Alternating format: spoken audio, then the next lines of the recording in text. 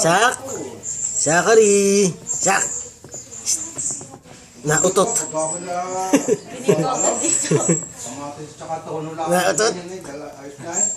Sak. Sak. Pagka ako may part-time sa umaga, ay Sak. na ho akong umuwi sa bahay. Dahil ako Sak. umuwi ako sa bahay, dahil ang part-time, halos isang oras ho biyahe. Sak. Bago ako babalik sa ulit. Sak. Para ako'y makatambay doon sa domo, Sak. babayan doon, Ano yan? makakain sa bangko. Nga.